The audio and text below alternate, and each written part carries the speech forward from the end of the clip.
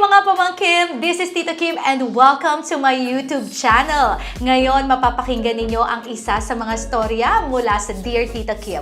But before anything else, please do subscribe and hit that notification bell para updated kayo araw-araw. Enjoy!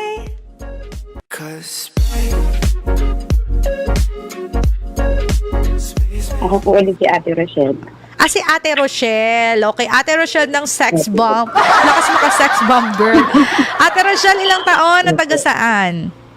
35 po, Caloocan. Ito kasi yung tumawag last time na yung husband ko po ay pinapau ko na po. Nilapit ko na po sa abogado. Nilapit nyo na siya sa abogado. O ngayon, anong problema mo?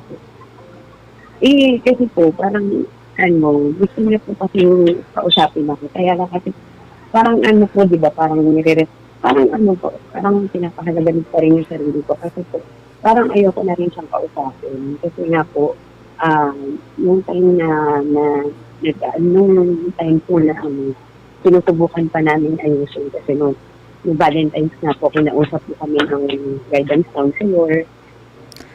Sinabi niya po talaga, harap-harapan na hindi niya na daw po ako mahal. Okay, so Pero, sinabi na sa'yo harap-harapan na hindi ka niya mahal. Tapos? After po kasi di ba po nilapit ko na po sa abogado, nagharap po kami dun sa abogado. Friday po yun. Pagdating po ng Monday, nakita ulit kami sa school. Pumunta po siya sa classroom ko.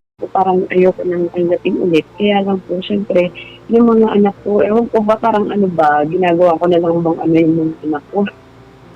So, ano ba talaga? Ayaw mo na ba talaga sa kanya o gusto mo pa talaga siya? Mahal ko po siya kasi. Kaya lang po, syempre, di ba? Parang hindi ko po kasi matake na. Ewan ko po ba? Ngayon kasi parang wala naman po talaga akong ebidensya. Parang gusto ko naman pong ayusin. Kaya lang, ayoko na po nang kasama pa rin ako sa family niya. Parang gusto ko po, ibukod niya kami.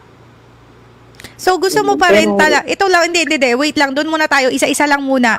So, ibig sabihin, kasi ganito yan there is no such a thing as gray side. Kumbaga, it's either black or white. Kapag nasa gray kasi tayo, magulo yung buhay natin. So, it's either ipaglalaban mo o hindi mo ipaglalaban. Kasi parang nakaraan, nung tumawag ka dito, parang decided na tayo na talagang wala na, di ba?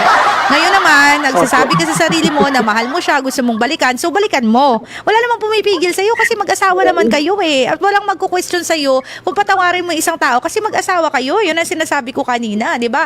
You cannot question someone who loves someone na dapat hindi mo yan balikan, dapat hindi mo yan patawarin. Walang kahit sino sa atin makakapag-question nun kasi hindi naman sila ang nagmamahal, ikaw naman ang nagmamahal.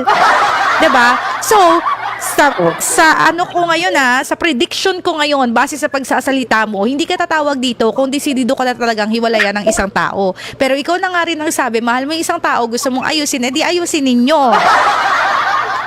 Diba? Mag-usap kayo uli, ayusin nyo na. Kahit na ang layo na ng tinakbo ng relasyon ninyo, pero na-feel mo na habang nilalayo nyo yung sarili nyo sa isang tao, gusto nyo naman pala talagang makipagbalikan, di makipagbalikan kayo, tanggalin nyo yung mga pride na kung ano mang nasa sarili ninyo. Kasi baka pagsisihan natin yung mga desisyon natin. Diba? Kung gusto nyo balikan, balikan nyo na. Wala naman kayong sasagasahang ibang tao, mag-asawa naman kayo At kung meron kang gusto na magbukod kayo, na ganito ang gusto nyo, pag-usapan nyo yung mga conditions na yun. Kasi kung mapag-uusapan ninyo, mapagkakasunduan ninyo, edi magbalikan kayo, walang problema sa akin yun. Kasi walang malalim na kasalanan sa mga tao, totoong nakikipaglaban dahil mahal ang isa't isa. Kaya iniisip ko din po yung sarili ko. Parang hiling ko po mawawalan po ako ng sa sarili ko. Dahil syempre po parang sinabi niya na po na hindi niya na po ako mahal. Ganun. Ako parang sinasabi niya rin po kasi may co-teacher po na nagsabi na kinukwento niya rin po na gusto niya talaga yung babae. Kaya parang so itong sitwasyon, mahal mo siya, gusto mo siyang balikan pero hindi ka na niya mahal. Di hindi rin talaga mag-work out. Diba? Because that's the second condition. Babalikan mo yung isang tao. Una, kung mahal mo pa siya. Pero kung pangalawa is mahal ka rin niya. Pero kung hindi ka niya mahal dahil may mahal siyang iba, ano pang sense na mamahalin natin siya at babalikan? Di wala rin. Ayun na.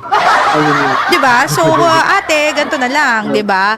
Kung mahal mo talaga siya, kung gusto mo siyang balikan, walang problema doon. Kahit ano pang kasalanan in the past, it doesn't matter. You love each other, go for it. If you're gonna be happy loving him at magbabalikan kayo, go for it. Pero, siguraduhin mong pipiliin ka rin niya at mamahalin ka rin niya. Kasi kung hindi ka rin niya mahal, tas ikaw lang nagmamahal, mas masasaktan ka lang. Better na maghiwalay na lang talaga kayo ng landas.